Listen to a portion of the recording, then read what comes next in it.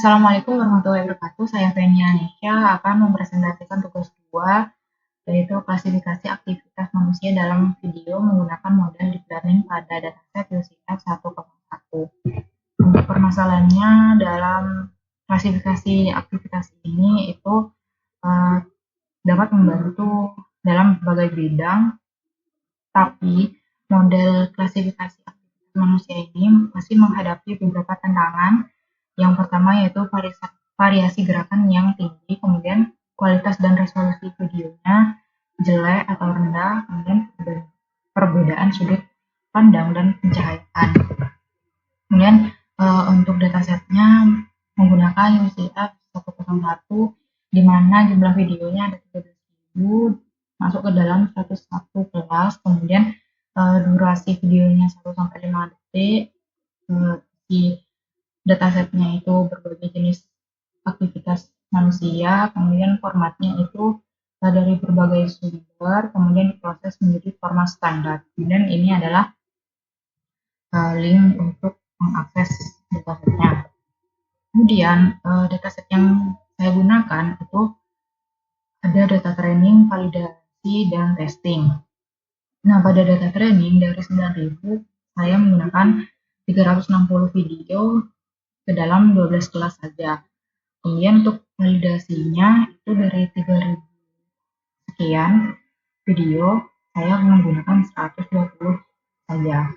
Kemudian untuk testing itu saya gunakan dari 3.000 saya gunakan hanya 120 saja. Kemudian untuk 3D CNN itu adalah ekstensi dari CNN yang mampu menangani data yang memiliki 3 dimensi, yaitu lebar, tinggi, dan kedalamannya. Kemudian kedalaman ini itu bisa mengatur pada waktu atau jumlah frame dalam video. Kemudian CNN ini menggunakan kernel konvolusi 3 dimensi yang bisa memperhitungkan dimensi waktu pada video dan dimensi spasial dalam setiap frame dalam videonya. Dengan demikian, di 3D CNN ini mampu menangkap gerakan dalam video untuk mengklasifikasikan aktivitas manusia. Kemudian ini adalah gambaran arsitektur 3D CNN. Seperti CNN pada umumnya, hanya saja beda di dimensinya saja. Untuk layer-layernya itu sama, ada convolutional layer, ReLU, kemudian film layer, ada polygon layer. Kemudian untuk 3D CNN yang saya gunakan ini ada input layer, kemudian convolutional 2 dimensi plus 1 dimensi, kemudian base normalization, ReLU, resize video, kemudian ada global average polling 3 dimensi, kemudian ada flatten sama dense. Kemudian untuk hasilnya pada grafik loss itu menunjukkan pada trend loss-nya yang warna biru ini itu menurun konsisten menggunakan model belajar dari data latih. Kemudian untuk validation loss-nya maunya stabil lalu menurun menunjukkan model mulai memahami pola pada data validasi. Kemudian tidak ada overfitting signifikan karena tidak ada kenaikan tajam pada validation loss. Kemudian pada grafik akurasi itu learning akurasi meningkat dari 27% ke 57%. Kemudian validation akurasi itu naik signifikan dari 17% ke 58%. Kemudian gap akurasi antara training dan validasi itu semakin kecil menunjukkan model semakin general. Kemudian untuk hasilnya ini ada confusion matrix untuk trainingnya itu dimana kelas dengan performa tinggi atau banyak diprediksi benar itu pada archery diprediksi benar banyak 10, ini mendapatkan performa yang baik. Kemudian pada kelas fly paying up itu ada 7 yang diprediksi benar. Kemudian pada basketball dunk itu ada 7 yang diprediksi benar. Kemudian kelas yang sering keliru diprediksi itu ada kelas apply lipstick, hanya satu prediksi benar, sering keliru menjadi baseball pitch.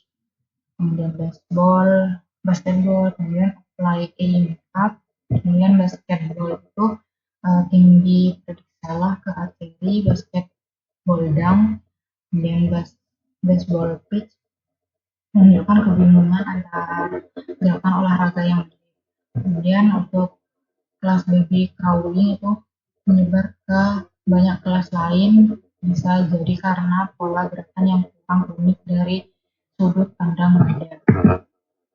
Kemudian ini hasil testingnya, dimana pada kelas apply makeup itu 13 diprediksi benar, 8 diprediksi salah, 3 prediksi salah, dan lainnya.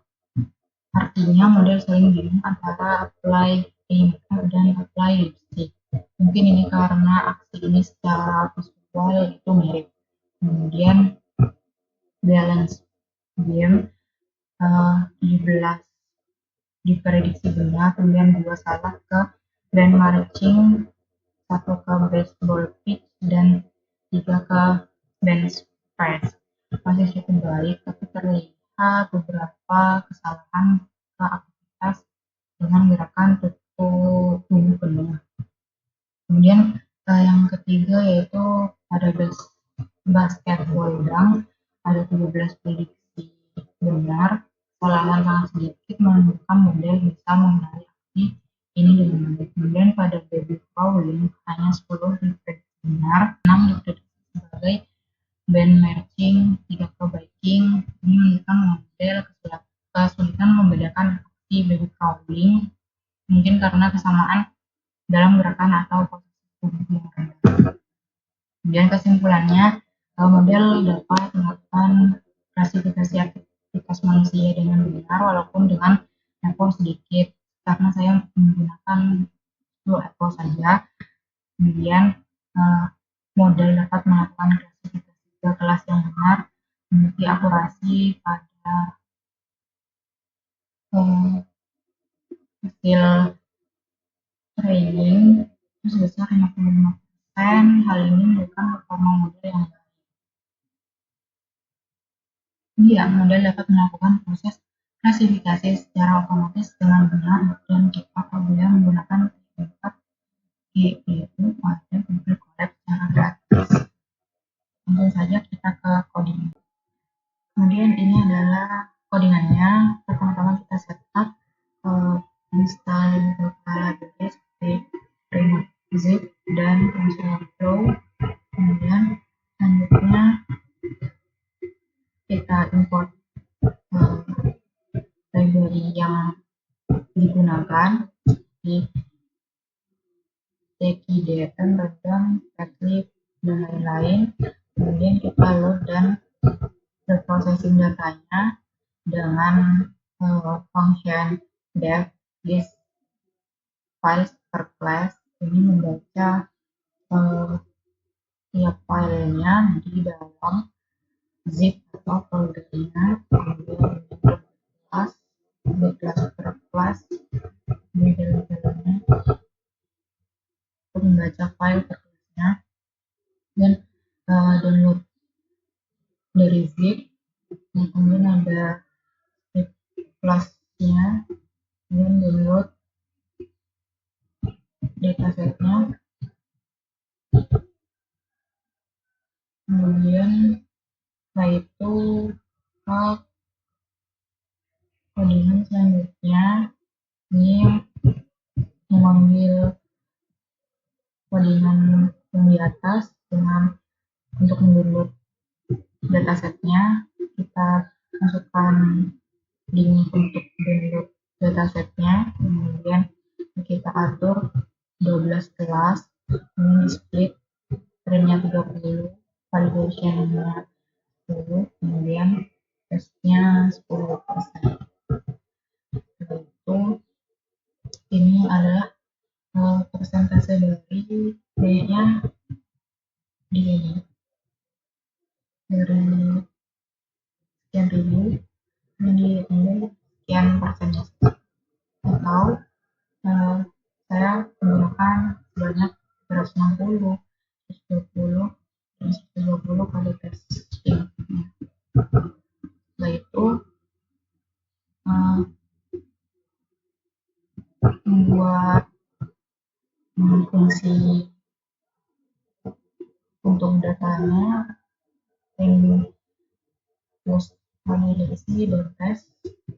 Setelah itu inisiasi update sama weightnya, kemudian membuat fungsi konvolusi 2 dimensi plus 1 dimensi,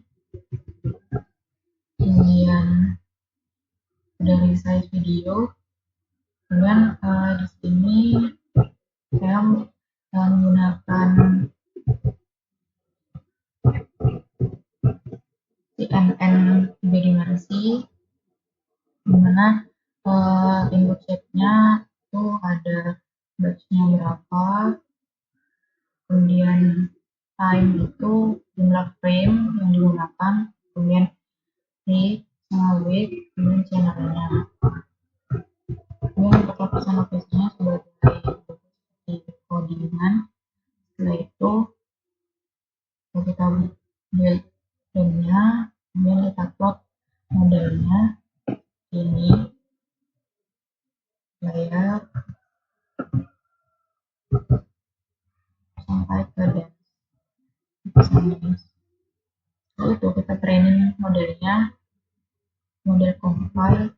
Di sini menggunakan sparse categorical mass entropy, kemudian measure-nya ada dengan 0,01, kemudian matrixnya aplikasi. Kemudian kita panggil history modelnya dengan epoch 10. Setelah itu kita plot hasilnya, grafiknya, plus dan akurasi. Kemudian evaluasi modelnya pakai testing. Setelah itu kita ready untuk memanggil convolution matrix-nya.